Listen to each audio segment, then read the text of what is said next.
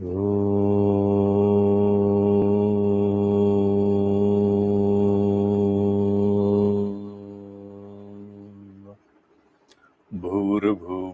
स्वः तत्सवितुर्वरेण्यं भर्गो देवस्य धीमहि धियो यो नः प्रचोदयात्। ॐ सहना भवतु सहनौ भुनक्तु सह वीर्यं करवावहै तेजस्विनावधीतमस्तु वाग्विद्विषावहै। ॐ शान्तिः शान्तिः शान्तिः। ॐ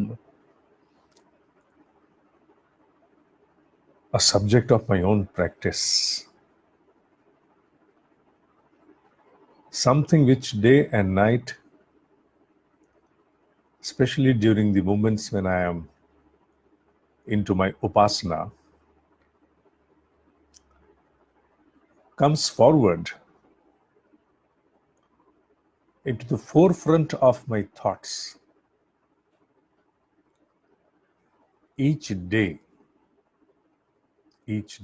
every day is about Vairagya. This teacher has experienced that unless we are able to develop Vairagya at will, not by a forced abandonment of desires, but willingly, thoughtfully, deep within, when we observe Vairagya, which is different than renunciation. It's more about detachment. One gathers more of equanimity, harmony, and control upon thoughts. And that is the most important state for any seeker who wants to plunge within and associate with the new dimension of experiences within. Unless you are able to observe stillness within, a harmony within, one cannot further, even if decades together go on, yet nothing comes your way. And Vairagya is not something easy which one can willingly afford to observe within one own self. It's not renunciation, as I said. There are at times desires that we are forced to leave on account of maybe deprivation, maybe inability, and maybe because at times we are not aware about many aspects about our own self. It happens so. But when willingly, there is its absolute insulation within one own self from all cravings, all urges. That is the state of Vairagya. In the capacity of a practitioner, I observe within my own self a swing that resembles quite a lot to the pendulum, traveling between two extremities of one time is total attachment with some desire. At another moment, it is a distancing from the same desire. But it keeps on moving like a pendulum. An absolute non-attachment does not come that early. But one thing I can say for sure with my own personal experience, as you develop and you nurture your Vairagya, I see it as a tree, a small sapling unable to grow. And when you nurture it willingly, the pendulum, the movement of a pendulum, the swing, at times towards attachment, at times towards non attachment, it does not wither away, does not go away. But one thing happens, and what is that? The span of that swing reduces and reduces to a great extent.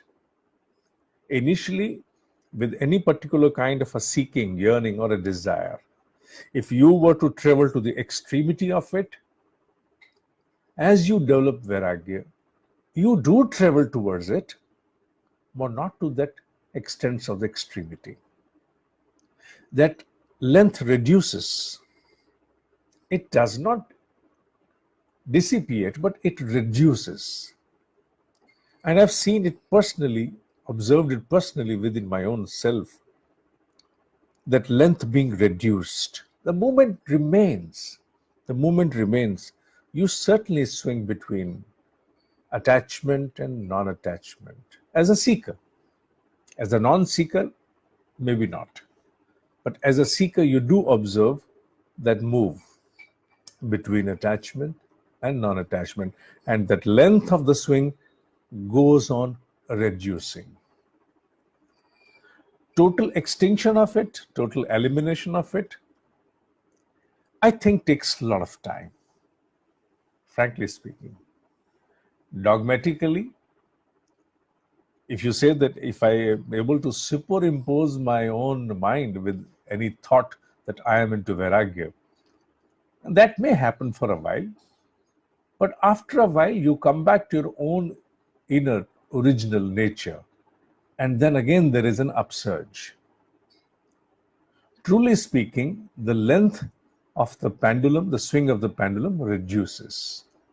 You're not that attached. You are attached, but not that attached.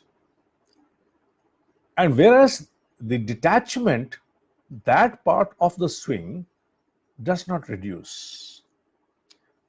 That goes on becoming the same. There are extremities of non attachment when you feel total Vairagya within. But again, you come back. But this time, you don't come back to touch the other part of the extremity. Somewhere in the middle, a wisdom, a vivek arises, that informs you about the worth of any craving, any urge, any desire. So that's why I said you have to nurture Vairagya. It is not something which will come to you overnight. And I'm talking about my own personal experience. Even today, I don't experience total Vairagya within. No, I don't. To be very sincere with you, as a teacher, I do not observe total Vairagya within myself. No, I do not. What I experience, I have told you. Yes, the span of the swing has now reduced. If this hand is to be considered as the end of the attachment and this non-attachment, now I swing something like this. I cross the middle mark. Yes, I do cross the middle mark, but I slightly further transgress and then I recede and come back again. But I do.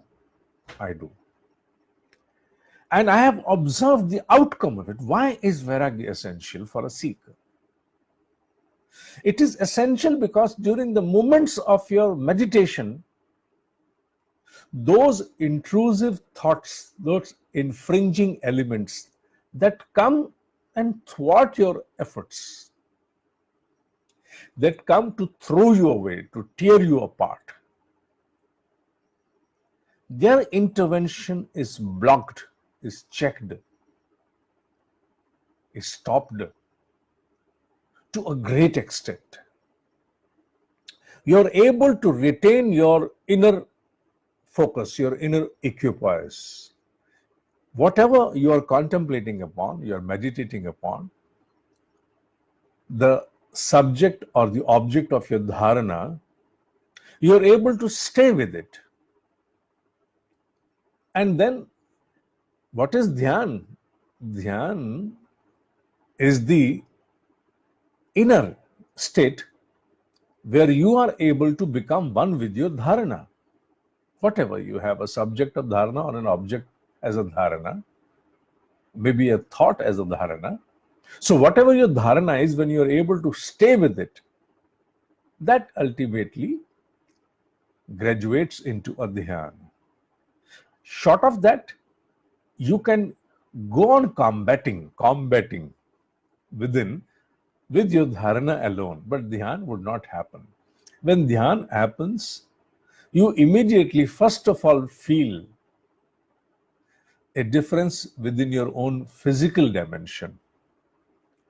Body has been termed as agya. The mind has been termed as the alpagya. Body does not know, merely has to confront. The mind, it knows to an extent, but yet acts in the capacity of an ignorant, total ignorant. The moment your dhyan, your dharana furthers into dhyan, the first one to observe the difference, the first one, the foremost one to observe difference is your body. Body experiences a different kind of a sensation, first of all.